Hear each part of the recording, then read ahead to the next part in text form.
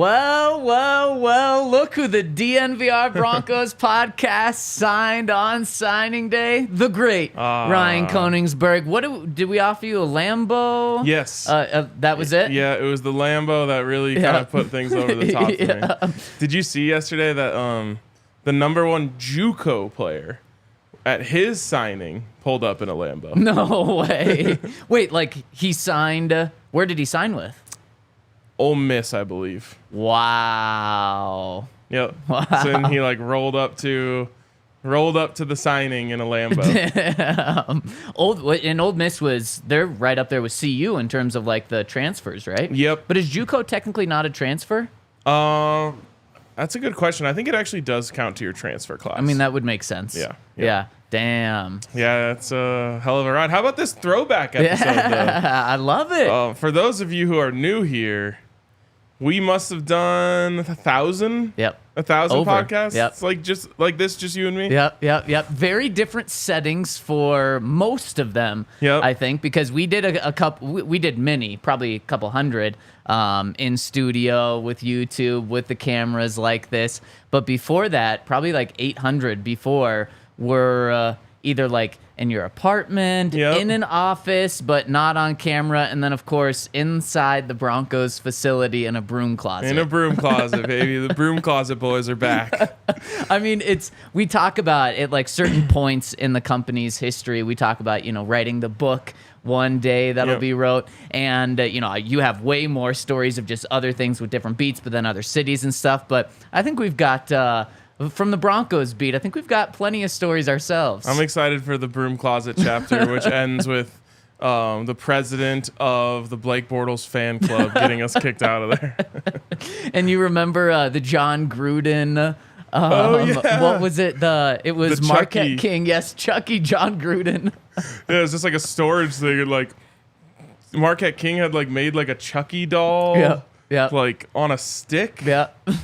And he just left it in there. Yeah. And so we had that. Of course, seriously, we're talking a closet. Another quick story from that was the door knocked on the broom closet, and it was someone from Broncos PR, and they said, hey, you guys are going to have to be quiet or stop for like 10 minutes, or one of you can come talk to Peyton Manning. And it was like, well, I think that decision's easy. Ryan, I'll hang in here. You go talk to Peyton. Yep. I actually don't even remember that Peyton Manning interview, like what he said. I think it was promoting something. Like he had to be there to be promoting something. Yeah. Okay. But yeah, a little throwback here. I'm looking forward to it. And we haven't dove too much into the New England Patriots because they're a 3-11 team. And it's like, man, the Broncos, if they don't win this game, they don't deserve to make the playoffs. If they don't win this game, my confidence that they're going to beat the Chargers and Raiders, sweep both of those two games, is not going to be high at all. So I personally have been taking this one for granted. Typically, we jump into the Patriots game or the coming game on Wednesday at the latest. I've been taking it for granted. I am not worried at all about this game, and I know you're shaking your head. Am I wrong? Yes, you're very, very wrong. And honestly, to me, it has nothing to do with the Patriots. Why I'm worried about the Patriots. Now, yeah, you have to give credit to Bill Belichick. He's, he once had the best quarterback of all time on his team. That's the best part of his resume. Yeah, that's true. But he is a good defensive coach, for sure. Yeah. And that is going to cause issues for the Broncos. So there are little things like that I'm like, yeah, you have to worry about that. Yeah. That's really not it for me, though. The reason why I'm worried about this game is because of the Broncos. The vibes have not been this low around the team in a long time. Probably since the 70-point loss, 50-point loss, 70 points allowed to the Dolphins. When everyone was, this is terrible. Russ is getting run out of town after the season. I mean, think about the things that have been talked about this week. It has nothing to do with the Broncos making the playoffs anymore. Right. It's all about, what happened with Sean and Russ on the sideline? Is Sean going to run him out of town? Blah, blah, blah. And so the Broncos have to fight themselves in this game, because if they lose focus, it's the NFL. Anyone can beat you. Yep. And to be honest, we talked about this. This is gonna be my new thing. It's a week-to-week league. Remember that old commercial for The Jump on ESPN, and it was like every NBA player saying it's a make or miss league. Oh, right. Yep. That's my new thing. It's a week-to-week league. Right now, the vibes are really bad. All that you have to do is beat a 3-11 team, and all of a sudden, everything will shift back. Yep. Oh my God! All you have to do is beat the Chargers and the Raiders, and you have an 80% chance of making the playoffs. You just need, the Bengals or someone to lose. Yep. But right now is probably the hardest one, in my opinion. The hardest game remaining. Are you going to say this next week too? Because it's a week-to-week league, and you're going to take a book out of Justin Simmons? Well, if you lose this week, then yes, next week continues to be hard. If you win this week, next week gets progressively easier. Gotcha, because of the vibes? Yes, and if you go into week 17 against the Raiders with the playoffs on the line and everything to play for, like, that shouldn't be a difficult one to go in there and play your best. This one, I'm terrified of just getting off to a sluggish, slow start, making some sloppy mistakes. Maybe there's a tipped ball interception, stuff like that. And then all of a sudden, everyone tenses up and clenches up, and there's no good feelings to fall back on right now. Well, let me throw it to the flip side of that, because we kind of saw this with the Lions last week. The Broncos coming off an awful game, an embarrassing game. So you think it'd be the opposite of sleeping on the Patriots, where the Broncos themselves would be fired up for this game no matter who they're playing, because they just got embarrassed on national TV. Specifically, Russ got embarrassed by having his head coach just chew him out, and he took it. Sean, I have to imagine, is a little embarrassed by that interaction with how viral it went. Maybe not. I don't think he feels embarrassment. Just he doesn't have that emotion. Yeah, you're probably right. I don't think he has many emotions. Anger, we know that. Yes. He's got that one. He's got that one down pat. That's it. That's one thing that I think the Broncos actually benefit for, and I'm viewing it the opposite way of you, but I totally see how you're viewing it your way as well. I view it the opposite way. This is a game that the Broncos have every motivation to come out and win. I think if this were the Raiders game right now, the Raiders just dropped 63 points on an NFL team. Barely an NFL team, but they are an NFL team in the Chargers, so the Broncos would have to be prepared enough to play the Raiders this week. It's tough to get up for elite 3-11 team. But because they just got embarrassed, I think they'll get up for this. And you know what? I said the Lions had that. They got beat by the Chicago Bears. Not only the bad Bears, but an embarrassing Bears. And then also a division rival. They got beat 28-13. That's nearly as bad, arguably just as bad as what happened to the Broncos this past week to the Lions. An NFC team, not in conference. It was an away game. You can make it the case that those were equally as bad wins or losses. And then Dan Campbell comes out and publicly calls out their best players on the team last week heading into the Broncos game and pushed all the right buttons. I would think Sean knows the right buttons to press. He does, for sure. And again, there's a world in which things get off to a good start this week. And, within the game, the good feelings come back, and the Broncos just cruise, and they force 4 turnovers. Yeah. And they could win this game by 30, and that would be really helpful moving forward. Really quick, did you watch the Raiders-Chargers game? Oh, yeah. How did that happen? I was at a company Christmas party. It just unfolded and unspiraled immediately. The Chargers couldn't do anything, and the Raiders did everything, as you imagine, with 63 points. But at halftime, I think it was 42-0. Yeah. Wow, 42-0. And in the coach halftime interview that they did you hear this? No. Antonio Pierce said, "We're gonna keep the gas on, full press." And there was an interview that he did when he was the high school head coach of some high school out in California a couple of years ago, where they were winning. They beat a team. They were up at halftime 65-0. High school. You're supposed to be nicer to the opposing team, I would think, in high school. And at halftime, he took his team. He was pissed off with their performance, up 65-0 at halftime. Took him to a side field and had him did gassers the whole time. They had a delay of game penalty at the start of the second half because they were still doing gassers on the side field. They ended up winning 99-0 or something like that. So that's the mentality that they came out with in the second half. But the second half, I'm pretty sure the second half score is 21-21. Yeah, exactly. So I don't know if that worked. That is crazy. That's definitely over the top. Yeah, way over the top. Like, what are we In doing? the NFL, I kind of appreciate it. In high school, that's insane. Yes, no, because high school players aren't getting paid. No. Like in college, now you can make the case like, oh, well, players are getting some NIL money. Maybe it's a little better. But in high school, there's none of that. Even all of that, I'm just like, how about the other side? Like, just have some mercy. Right, of course. That's crazy. Anyways. And he's the reason why the Raiders actually scare me in Week 18. Yeah, I mean, I assume Aiden O'Connell looked really good in that game. He looked fine. Like, that's the crazy thing. Okay. Is he didn't look... And also, the crazy thing is Easton Stick. Yeah, the Chargers didn't have a bad stat line, even at halftime. It was like 1 interception, 120 yards, no touchdowns. Is there a bunch of fumbles? Yeah. Okay. And then you saw the interception that he had in the second half, I think, beginning of the second half. The that was one-handed, the sickest interception of all time. That was so cool. That's some film work right there. Yeah, that was insane. Anyways, you definitely have to be worried about the Raiders. The next two should come easy to you, but you got to get through this first one. Yep. Got to pull yourself up off the mat. Like, you got knocked down good. Yep. Last week. You got to find a way to dig deep, and that. Part of that is why I have an issue with the way Sean Payton handled those things. It's just because the team has won 6 out of 8. Right. But the way that it all went down on the sidelines just made it seem like, well, the wheels have come off. Yeah.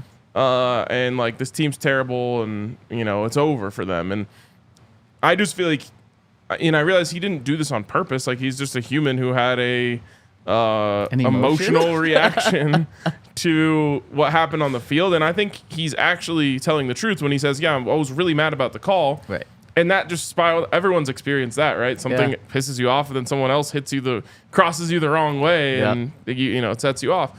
But I do think that it caused a distraction and made for a conversation about this team that has nothing to do with football. Yeah.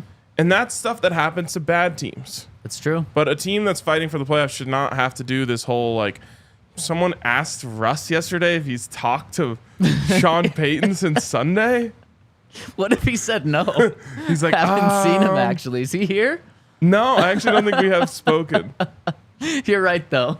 That's not playoff shit. Yeah, you're right. 3 weeks out. And so now they have to, get back into that groove. I have to ask you this since we're talking about it. It's a question that we posed yesterday. Is Russ out on Sean? Has he lost faith on Sean? I'm sorry. Opposite. Yeah, Has Sean lost faith in Russ? I don't know if he ever had any faith to lose. That's my exact answer. Yeah. Yep. I don't think he ever had faith in him. No, I think, well, I guess we'll see what happens, right? Yep. Because if they do make a move this offseason at quarterback, I will say, this was Sean's plan all along. He always knew that he wanted to go down this route. There was nothing that Russ could have really done realistically to change his mind. Now, if he stays with him, that would surprise me in the sense of okay, well, he was actually given a chance. He did have a little bit of faith in him and was willing to give him a chance. Yeah, I totally agree with you. Okay, let's jump into this game, get some X's and O's, how the Broncos can win this game, because we're not going to overlook the Patriots fully here, just like the Broncos aren't. And we're going to dive into some prop bets, and we can get those over at DraftKings Sportsbook. And the great thing is, what a great Christmas present DraftKings is handing out. If you place a $5 bet on anything, they're going to give you $200 in bonus bets instantly after you use the code DNVR at sign up for new users. So make sure to check out DraftKings. Use the code DNVR and place a $5 bet to get $200 in bonus bets instantly over at DraftKings. And speaking of DraftKings tonight, Ryan, I have no idea on this game tonight. Help me out here. It's the Saints going into Los Angeles to play the Rams. Both teams are 7-7. Huge game with playoff implications for both of those teams. The Saints are a 4-point underdog going into LA. I don't think I've seen a quarter of either of these teams' games this year. Yeah, I mean, the Rams can run the ball. Okay. And so I think I'll lean on that. Derek Carr is just so average. Yes. And honestly, Matt Stafford's been pretty average this year too. But the Rams have a pretty solid running game again, which is the base of Sean McVay's offense. When they have that going, a lot of other things work. So I'll go with the Rams. Okay, boom. Going Rams and -4? You like that? Yeah, I'll lay it. Yeah, okay. There we go. So check out DraftKings Sportsbook if you want to get in. Awesome thing, too. Saturday games, Sunday games, multiple Monday games. Really? Yeah, because Christmas. So they're lining up. I think there's an 11 afternoon and then night game. And the night game is the Ravens And the 49ers. and the 49ers. Yeah. It's only the third time the number one teams in each conference have met in December. The Broncos are part of one of those. Can you guess what decade? Oh. Yeah, I'll give you a wide window. I would have not got this. I mean, it's got to be the 70s. If it's the 70s, 1977, it was the Broncos and I'll guess, let's see, a team that was good in the 70s in the NFC. yeah, think prominent. This isn't a trick question. Cowboys. Boom! There you go. Let's go. Okay. Final one. Guess the score of that game. Okay. Broncos Who are lost. at home? The Broncos lost. I think the Cowboys were home, but I actually don't know that. I'm going to say 10-3. That is very, very Dang. close. It was, I think, 14-6. Oh, The Cowboys. Wow. Yeah, 6 points. Pretty disappointing. Hope Sunday night's a little more I entertaining. almost went full mace. You Almost. did. I mean, he rubbed off on you. That is impressive. So check out DraftKings Sportsbook to get in on all of this. And if you have a gambling problem, call 1-800-GAMBLER or visit www.1800gambler.net. In New York, call 877-8-HOPE-NY or text HOPE-NY. In Connecticut, help is available for problem gambling. Call 888-789-7777 or visit ccpg.org. Please play responsibly. On behalf of Boot Hill Casino and Resort in Kansas, licensee partner, Golden Nugget, Lake Charles, Louisiana. 21 plus age varies by jurisdiction. Void in Ontario. Bonus bets expire 168 hours after issuance. See sportsbook.draftkings.com/sportsbook for terms and eligibility restrictions, deposits, and gaming resources. Let's see if you can really go full mace on here. So you have 168 hours after issuance. How many days is that? 7. Boom! Impressive. You did that mental math, right? Yeah. You didn't just guess? No, I Yeah, mean, impressive. It's more like deductive reasoning. Right. Like, why would they put that Right. number of hours on it? Yeah. For 8 or 6. Because like everyone knows 24, 48 and 72. Yep. So it was more than that. Yeah. It would be random for it to be 6 days or 8 Right. days. you know? Right. Spot. Impressive. There you go. You're killing it. Also, a shout out to our friends over at Factor. If you're like me and probably hundreds of thousands and maybe even millions of people all over the world, you're saying, Yep. January 1st, it all changes. And Factor is maybe the easiest way to do that. Of all of the different, little services that I've used to try and remain on a diet, Factor's the best because for me, it always comes down to getting too hungry before deciding to eat. Like if you're on a diet and then you wait until you're starving, like a salad just doesn't sound good anymore, or like just like true. a chicken breast and some cauliflower rice doesn't sound good anymore. You're like, I need a illegal pizza burrito with all the fixins and Yep. a side of chips and queso. Yeah. So Factor makes it easy because you've got these ready-made boxes in your fridge, not even in the freezer. You throw them in for like 2 minutes, and you've got a delicious meal ready for you, whether you're taking it to work or whatever you may be doing. So check out our friends over at Factor. Use the code DNVR Broncos 50 to get 50% off. That's DNVR Broncos at factormeals.com to get 50% off and get your New Year's resolution started right. Okay, Ryan, would you agree that your take of it's a week-to-week league, any given Sunday sort of thing, that's like the ultimate hardcore football guy, like in the NFL building sort of take? Yeah, sure. I think it is. I think it is. I think you're taking that approach, and I think you're one of those guys, but I think our guy Brian Baldinger, is even more of that. Mm-hmm. He is the ultimate guy, and these guys will never say, like, yeah, you don't have to worry about that. Baldy said it yesterday. Oh, wow. About the Patriots offense, to be fair. Okay. It was just about the offense. When I asked him about that, I said, I can't see anything to worry about the Patriots offense. Is there anything to worry about the Patriots offense? He said, nothing. Wow. I couldn't believe that he had that take. Now, we'll talk about the defense in just a second. But when it comes to the Patriots offense, Ryan, how bad was the Broncos offense last year? Oh, catastrophically bad. Yeah, the worst in the NFL, and then you can use more catastrophic words, just like you did. 16 points per game. Patriots are averaging 13 points per game this year. No So, way. take how bad last year was in Denver. And take a then whole make it score worse. per game off the board. Yes, that's so significant. That's how bad the Patriots offense is. And Is this like the worst ever? it's got to be one. Because we were talking at points last year that the Broncos offense was one of the worst ever. Yeah. And this is even worse, so I would think so. It's that bad. I wish I just felt even a little bit bad for Patriots fans. No, after 20 years, absolutely not. And so here's the key. The Patriots do have 3 wins on the season. I kind of found some of their keys to success in those 3 games. Take the ball away. In the Patriots' 3 wins, they have 2 turnovers. So less than 1 turnover a game. And their 11 losses, they've turned the ball over 20 times. So almost 2 times per game compared to less than 1 time per game. This is an awful matchup for the Patriots because the Broncos defense, that's all they do is take the ball away. So this should be so easy. And so not only is the Patriots offense awful, but the Broncos defense just matches up with them so well. Yeah, it should come down to turnovers, right? Like, as long as you turn the ball over, you're going to win comfortably. Yeah.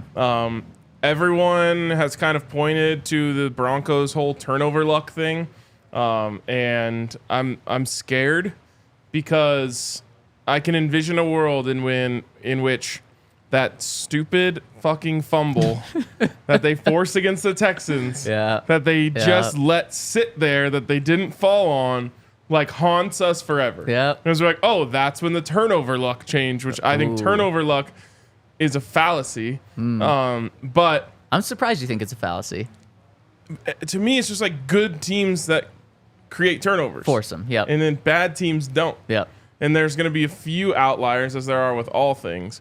But I just thought, like, the Broncos are good at forcing turnovers. And the fact that they even got that ball on the ground specifically shows you, like, they're capable of forcing turnovers. But there is a world where they just, like, for whatever reason, don't force them for the last 5 weeks of the season. Yep. They don't make the playoffs, and we look back and we're like, oh, right there. That's turnover luck. Where all you see is white jerseys surrounding the football. And somehow they don't come out with it. But I think they do get back to their turning it over ways this week, and it's like a 1-for-1 thing. Turn the ball over, win the game easy. Yep, 100%. The other key for stopping their offense, and I'm not worried about it, don't get zapped this week with Bailey Zappe, and I'm not worried about this at all. But in their 3 wins, they've had good quarterback play. From Mac Jones and Bailey Zappe combined, in their 3 wins, 6 touchdowns, 1 interception from their quarterbacks. And their 11 losses, this is 11 games, 8 touchdowns, 15 interceptions. That is high school football. So that's like freshman level high school football sort of stuff. And that's why the Patriots just have been so bad, as their quarterback play has been so bad. And people like to say, well, look at Bailey Zappe in that first half against the Steelers. The Steelers are awful. The Steelers are the biggest frauds in the world right now. So sure, he's capable of it, but against a competent defense, no. It feels like the whole NFL is fraudulent, save for like 3 teams. Yeah, really does. Do you think the Eagles are frauds? Yes. Wow. Yes. Now, I think more than many other teams, they have the ability to unfraud themselves. Definitely. But right now they are frauds. Every game for them plays out the same way. It's crazy. Yeah. And the ones that they win, they just pull it out at the last moment. Right. But every game they're in control and they just don't capitalize on it, and then they let the other team back in the game. This past week, Yeah. Drew Lock. No, I know. I mean, it's every week. Like Yeah. they lost to the Jets. The same thing happened. Yep. I think they might That's have lost true. one of the Commanders. It's like they just randomly will just not. They'll be up like 14-3, have a possession, don't capitalize. It's like, oh my God, I can't keep defending this. Like at a certain point, you just have to go put your foot on someone's throat. Right, 100%. And like you said, though, if they don't play the 49ers in the first round, they'll probably win a few playoff games. Yeah, yeah. They were very well could, and like talent-wise, they have what they need. 100%. And unfortunately, Jason and Travis Kelce thing popped up on my Instagram yesterday, and Jason talked about the team falling apart. And man, he's a good leader. He got me bought in on it. He's like, we all are just playing stupid, and it starts with me with that the tush push, getting the penalty there. He said that's on me. I can't move the ball forward. Yep. I kind of called that on the post-game show after last week. Yeah. Now, he didn't get called for offensive offside because it's harder for a center to get called for that. They're the only one whose helmet can be in the neutral zone, but you can get called if your helmet goes past the ball, right? Which I thought was what was going to happen. But the point is they're watching these offensive linemen so closely, and I truly don't know why. Like, what are we gaining from this? Usually when there's a point of emphasis, I'm like, oh, I get it. Like, they're like, we're going to be super focused on horse collar tackles this year. I'm like, okay, yeah, it's about safety. Sure. This year, they're like, we're going to be hyper focused on if someone lines up 1 inch offside. Yep.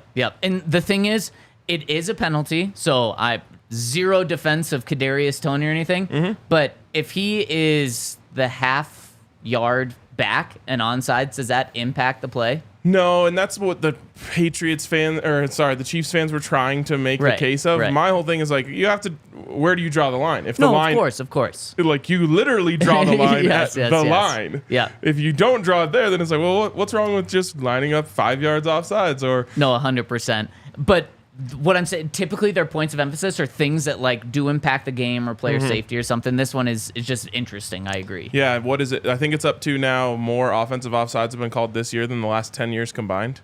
Yep, exactly. And we had 2 or 3 this week, including in that Broncos game. Yeah. Would you take the? Would you have traded this? No offsides called on Quinn Meinerz. Broncos touchdown. Game's 28-14. But then you also take the offsides away from Kadarius Toney, and likely the Chiefs win that game against the Bills. No, because the Broncos aren't winning that game. Yeah, they're not winning that game. But here's a spin. Even though the Chiefs win that game, and they definitely win the AFC West, then the Bills lose. And the Bills now competing with the Broncos. Okay, good point. Maybe worth it. I can't believe how last weekend worked out. I'm sure you guys have talked about it a lot, but the fact that every team the Broncos needed to lose win except for the Steelers. Yeah, except for... and they played the Colts. Exactly. Yep, 100%. And then on top of that, the 11 a.m. hour on Sunday, after you wake up after watching the Broncos game, the vibes are down. The 3 games that are all going on at 11 a.m. that you need the Broncos to go in the Broncos' favor, at halftime, they're all going in the Broncos' favor. Yeah. And so you're like, okay, you know what? Last night sucked. I'm rubbing it off. And then you're not rubbing it off. You're just... I was like, at least wait till after the game's finished. Right. And then you come back from that, and then they're all going the opposite way. Yeah. I saw you get called out for jinxing. Yeah, I did, yeah. Which, F jinxes. Me tweeting that doesn't do anything. Yep. I got called. I was said I jinxed the Broncos for saying they could win the Super Bowl, but I don't think that counts. Like, at least yours is like, no, stop. You no. talked direct. If I'm going down, you're coming down with me. It's like you actually talking directly about the results. I just had an opinion. I don't think opinions can be jinxes. See, I think the opposite. Like, facts cannot be jinxes. One team is winning right now, not a jinx. That's like the old no-hitter debate. I even feel like I was saying like a bad word when I just said no-hitter out loud. I do think if you're in the clubhouse and you talk to a pitcher about a no-hitter, that's a no-no, because does like get in his head. It's not a no-no because it's going to give up the hits. That's true. If you're an announcer, like, come on. We can talk about it. He's not going to hear unless you're screaming it. Yeah, I personally would never do it. Of course. Oh, I know you wouldn't. And I'd be the person that would say it, and then the next hit, even if it's like 90 minutes later, you'd be like, it was you. Jinx. I believe strongly in jinxes. I just don't think that being like, I think this thing could happen, jinxes that thing from happening. Wait, you do think that? No, I don't think that. So you do believe in jinxes, or you don't? I do believe in jinxes. I just have a defined set of beliefs about what can jinx something. And then you follow your rules. To me, it's like, if a team's winning and you're like, they're going to win, that's a jinx. Because they don't win. But see, you know what never happens is if they do win, that person that said, oh, you're jinxing it, never comes back around and says, I'm sorry, you didn't jinx it. To me, it's like, it has to be specific. Whereas, like, if you're speaking broad, like, I think this team is good, and then they don't end up being good, you didn't jinx them. You were just wrong. Yes. That's fair. So then, were you wrong last week when you said that about the Super Bowl, No. or do you hold the same belief? I still hold the same belief. Because people are always going to twist your words. My take wasn't about the Broncos. was about the rest of the NFL. It was about the rest of the NFL, which is super weak. And so that is my very whole true. take was if Broncos can get into the playoffs, anything can happen, which is like people say you could have that take any year, but it's more this year. It is. Because you look at the other teams who are going to make the playoffs, especially in the AFC. Yep. Like the Ravens actually do look legit now. And like we talked about, they don't have the playoff success. Lamar Jackson has 1 win. Every other team has big time holes. Yep. Do you see the Dolphins starting offensive line this week? Yeah, everyone's not practicing. Not a single one practice. And then Mike McDaniel was asked about after practice, and he just threw his hands up. I don't know. What are we supposed to do? Yep. Also, I had people tweeting at me like, still think the Broncos are Super Bowl favorites? It's like, it's not even close to what I said. Oh, man. Ryan Koenigsberg thinking the Broncos are Super Bowl favorites Super Bowl right now. faves. I did put my money where my mouth was after that take, though. Oh, what odds? Plus 8,000. To win the Super Bowl? Yes. Holy cow. I like those odds. That is for sure. The Patriots were plus 6,000 heading into the season.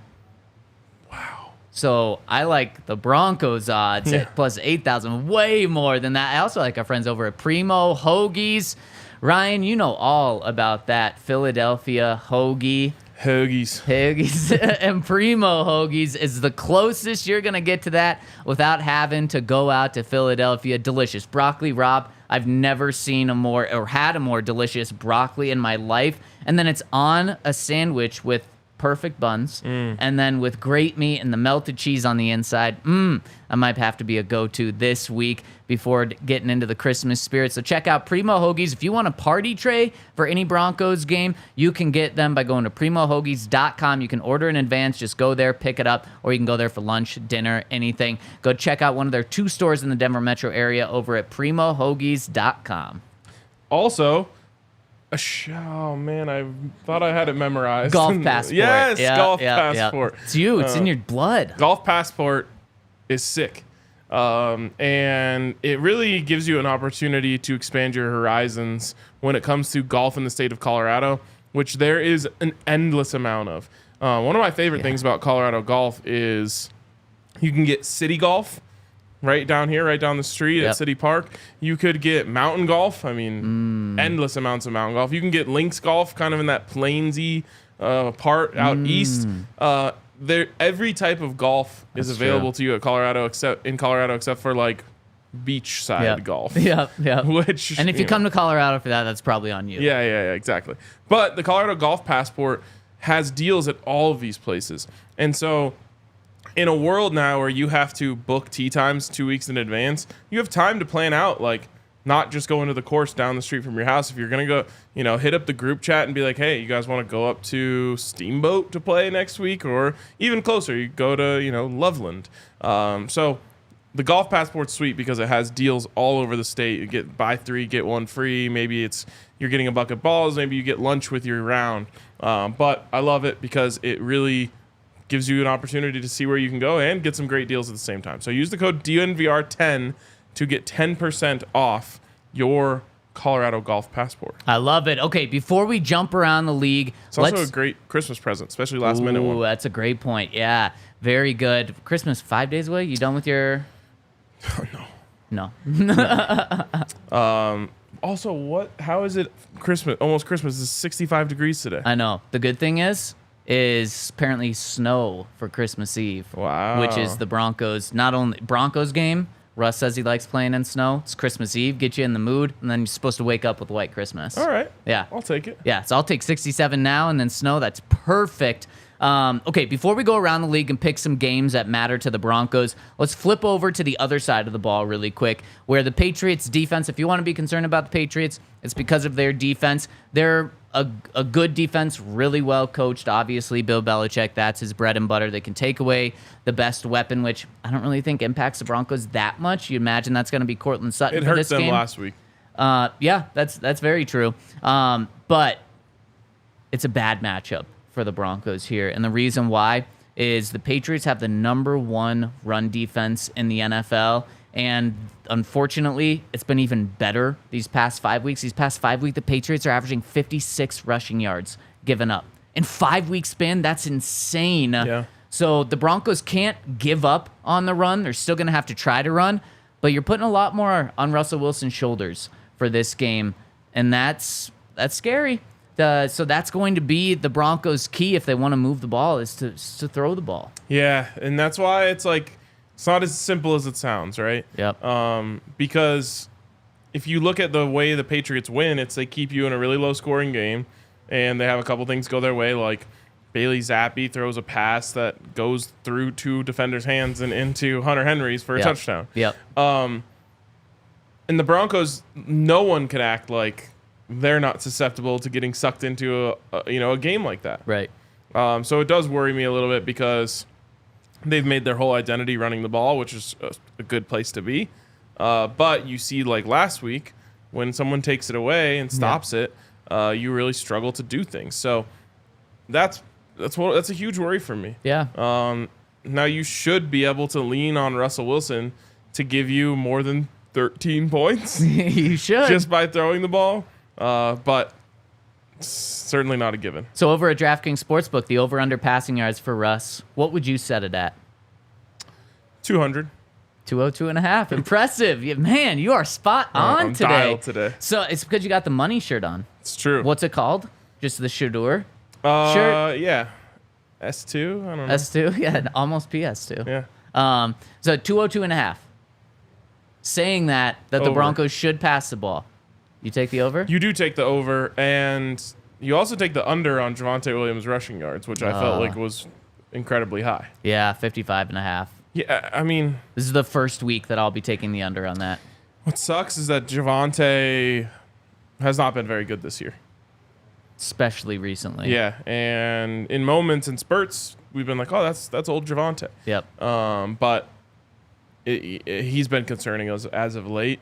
And so it's a terrible matchup. I think that DraftKings is way off with the number. Yeah, I agree. And I've thought that the other way when it's at 55.5. I'm thinking, oh, he's going to go for 80, and he hits the over, but I agree. Okay, 2 more props I want to throw your way. Courtland Sutton yards, 50.5. Do you go for the Belichick? They take away your best thing, but could you make the argument that the best thing is the running game, so they're focusing that? I think it's going to be Courtland when it comes to the passing game. Yeah, so if you're buying into that, then you take the under. Then Jerry, 37.5. These passing yards have to come from somewhere. It's true. I think I would take the over on Courtland. Oh, okay. And the over on Jerry. Oh, wow. We're going to have a fun game. I mean, Courtland could get 60 and Jerry could get 40. Yeah, it's true. I love Jerry over here. Jerry had 40 yards on the first play of the game last week. Wow. And then the Broncos had 35 yards the rest of the half. Wow. Yeah, pretty bad. And I just think that this is nothing against Courtland. It's nothing against Russ. It's nothing against Sean. I think that Bill Belichick's going to say anyone else can beat me but Courtland Sutton on offense. Okay. So that's how I think How that about is Marvin going to unfold. Mims? What would you guess his over-under is? They've got it over at DraftKings. Maybe it's just because this is his number, but I feel like it's 19. Oh, wow. You'll like the over then. 14.5. Okay.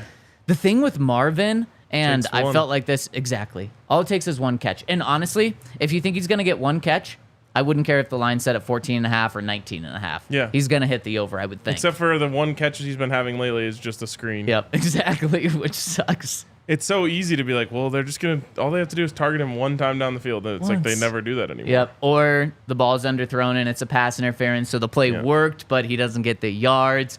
Okay, we're going to give our picks for this game, but let's go around the AFC West and give our picks for these other games. We'll probably be able to do these quickly because the rest of the games, well, do they suck? Let's get into it. Saturday night, so the night before Christmas Eve. Christmas Eve. When actually I'm doing my Christmas Eve because the Broncos are playing on Christmas Eve, so I won't be tuning in, and I'm happy because this is a game that I can miss. The I'm Bills, doing Christmas Eve morning. You're doing Christmas Eve night activities in the morning? Yeah. Smart. Yep. Yeah. And then, heading down here to watch the game with Todd and Alexis. Yep. And the bar's No open, one else, right? I don't.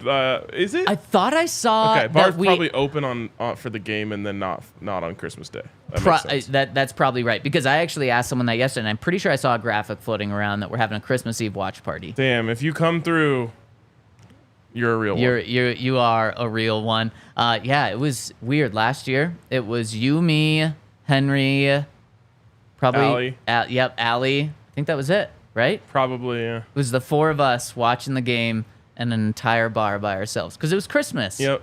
That was weird. And then it was an awful game, humiliating, really. Yeah, it was. Worthy of firing their head coach, which they did the next day. I will say, though, the setting was actually better for that because, like, we can just, like, laugh about it. Right.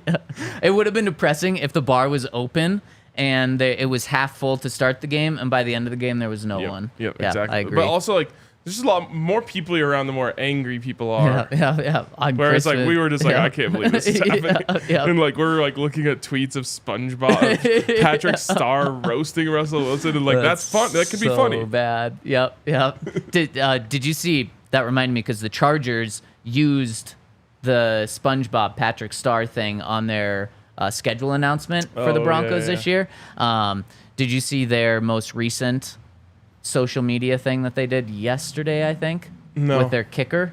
They made an entire commercial for their kicker to get into the Pro Bowl. You should watch it. It's pretty good. That's the only thing the Chargers do well. Yeah. Is their social media. Yeah. Okay, so this game, Bills Chargers in Los Angeles. The line opened at 14. It's dropped to 12. People are believing in the Chargers enough to keep it within 2 touchdowns. Do you think it's a closer game, or do you think it's more similar to last Christmas, Broncos Rams? Remember how the Broncos beat the Chiefs and it was like a huge monkey off their back, and they kind of got it together for a long time? Yep. It's exactly what's happening to the Bills right now.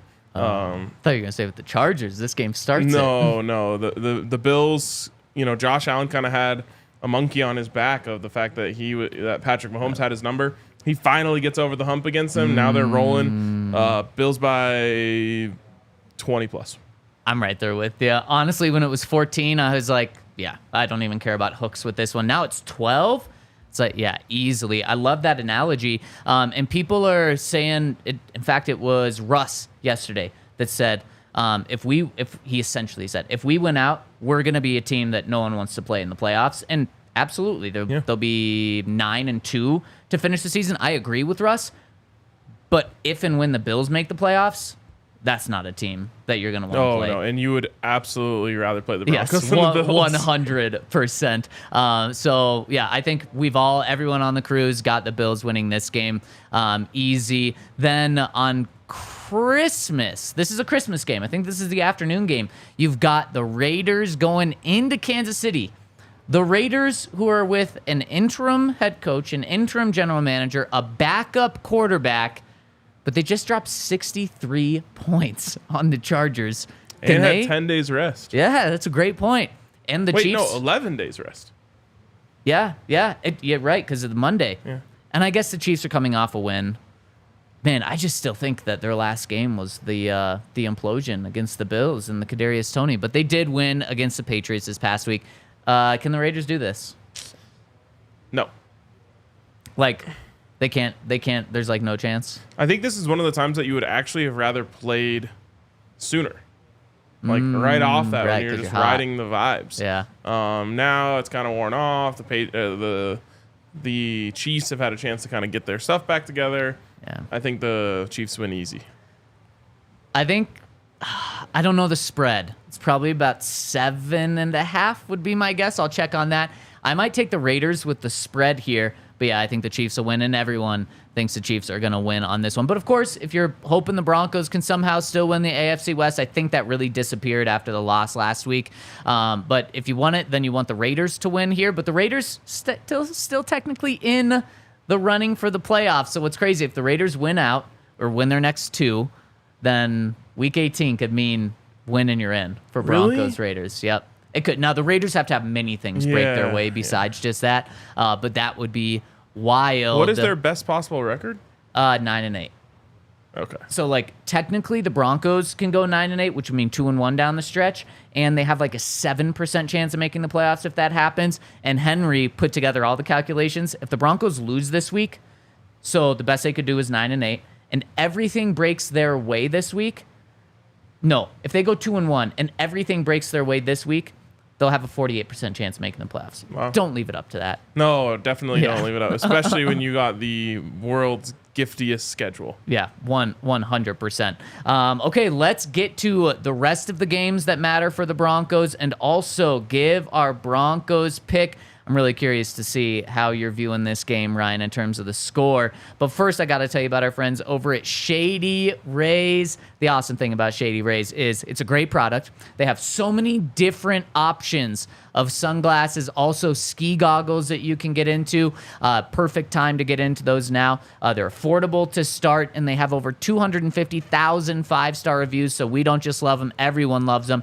But if you use the code DNVR, they're going to make that product that's already affordable even more affordable by giving you half off, 50% off, 2 or more pairs of sunglasses. So get someone a gift now, even if it's not going to come by Christmas. Just give them an IOU, say that your gift's in the mail, and then get one for yourself for 50% off. So check them out, Shady Rays. I mean, look at those on the screen. Those ski goggles that they've got, they are awesome. So check them out. Use the code DNVR over at shadyrays.com. Also, check out our friends over at Red Hawk Roofing. They use quality materials with decades of experience. They have quick response time if you ever have any issues. Free no obligation roof and property inspections. Free in-depth photo reports for all inspections.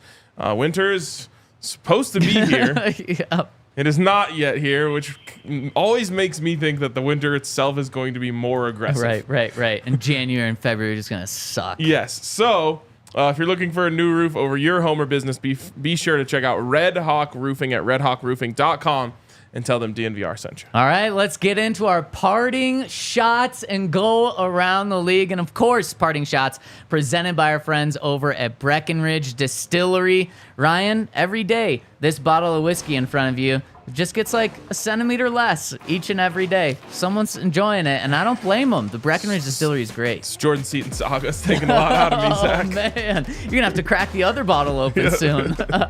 So check out our friends over at Breckenridge Distillery to get your weekend started right. To find Breckenridge Distillery, go to breckenridgedistillery.com. Okay, let's check out the games that matter to the Broncos around the NFL besides just in the AFC West. And on Saturday afternoon, before you do any Christmas festivities, the Bengals and Steelers are playing.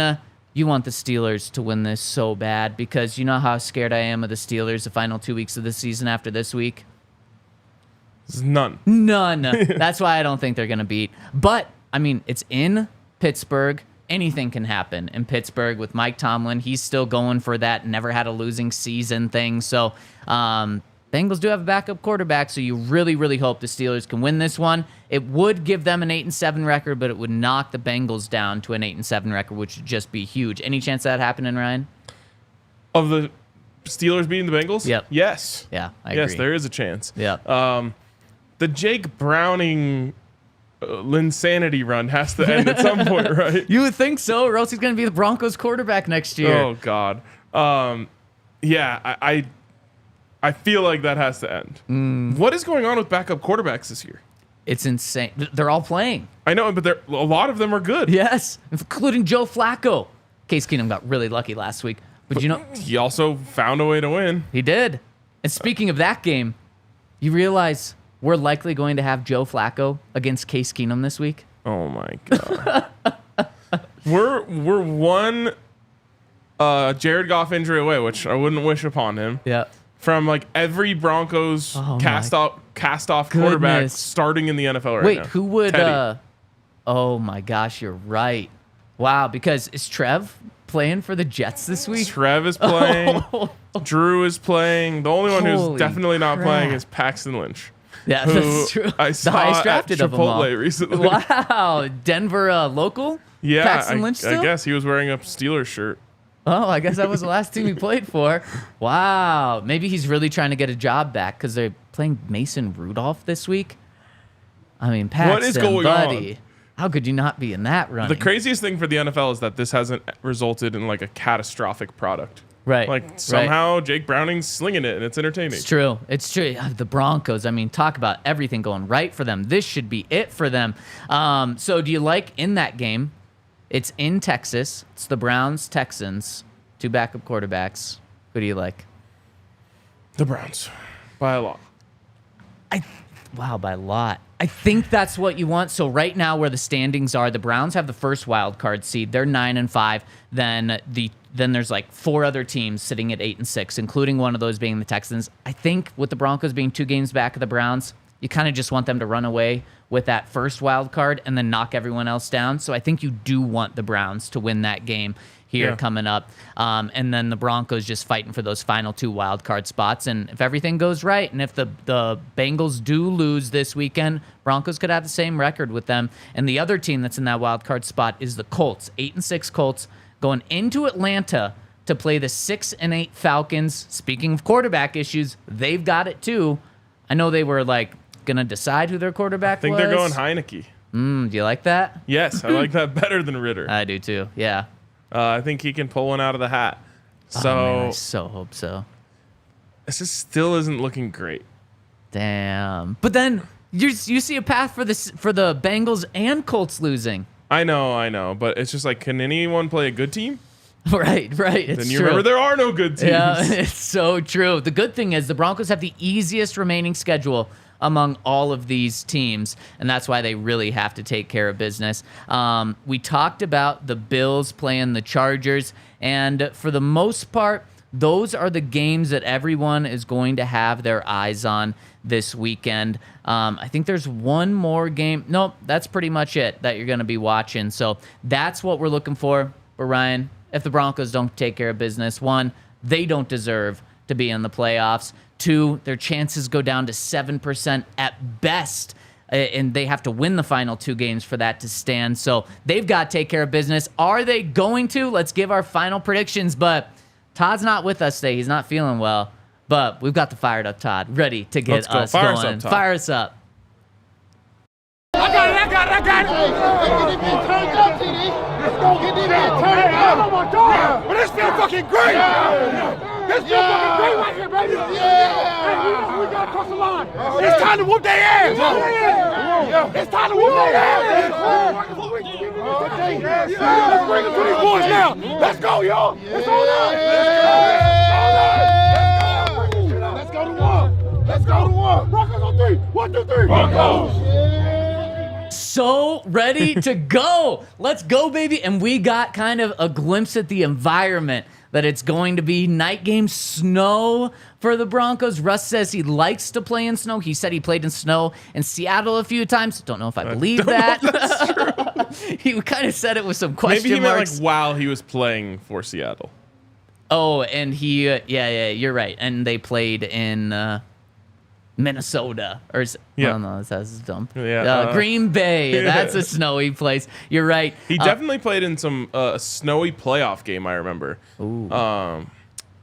That's the dream. That was the one where I want to say it was against the Vikings, where the Vikings kicker missed a chip shot at the end. Yeah, and you're right, because that actually was when they were playing at the college stadium, so it was outside. Okay, I was going to say, is that because the roof collapsed? And so they won that game because the Vikings kicker missed it. Wow, you're right. Speaking of snow games, how about the last time the Broncos played the Patriots in the snow? Oh, what a great ending. CJ in overtime. Oh, I love it. That was in Denver, night game too. Might have been a holiday game It might have been. Yeah. Oh, I love it. And then I know for a fact, sometime in the 2000s, I said this yesterday, Broncos played, I think, the Bengals. Christmas Eve night game, snowing. It came down to the Bengals tied it up at the very end of the game, scored a touchdown. They needed an extra point. Because of the snow, ball went right through the holder's hands. Broncos win on pretty much a walk-off, missed hold snap on an extra point. Is that how this plays out this week, Ryan? No, it's not. But it does play out in a fashion that will give everyone a chance to back up their take. Meaning, those that think the Broncos are going to the playoffs will say, hey, they pulled this one out. They played stout defense. They turned the ball over. And those who think the Broncos are frauds will say their offense was trash. They didn't do anything special, blah, blah, blah. Broncos win 16-9. Oh, I kid you not. That is the exact score I sent to Alyssa earlier today. Yes, I had 16-9 This must well. be last week's scores? This must be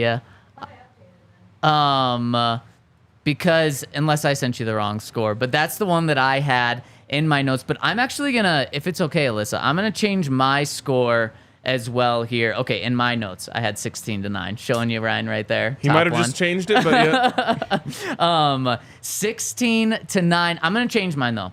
And I'm going to go 17-10. And you're like, well, why the hell are you doing that? I'm not just changing it to be different than Ryan. I'm changing it because I can't have the Patriots kicking and making 3 field goals. Because what I just found out before this show, the Patriots have the worst field goal kicking in the NFL. They're hitting on 65% of their field goals, which is so mind-blowingly bad. You want to know what's worse? What? They used a 4th-round pick on that kicker. No. Wow. That is embarrassing. Yeah. Man, it's like the highest kickers always are the biggest busts. I'm telling you, this theory can't be wrong. If you draft a kicker too high, it puts too much pressure on them. And if you draft them at all, it puts too much pressure on them and makes them worse. Yeah. Except for the cat with the Raiders, Janikowski. Yeah, Janikowski. First that was round like pick. 25 years ago. It's true. Yeah, but the guy with Tampa Bay, And as we know, pick. kids these days are just mentally weak. I'm sure that's what Janikowski would say. Yeah, you're 100% right. There's definitely something to it. Aguayo, I think his name was. That's it.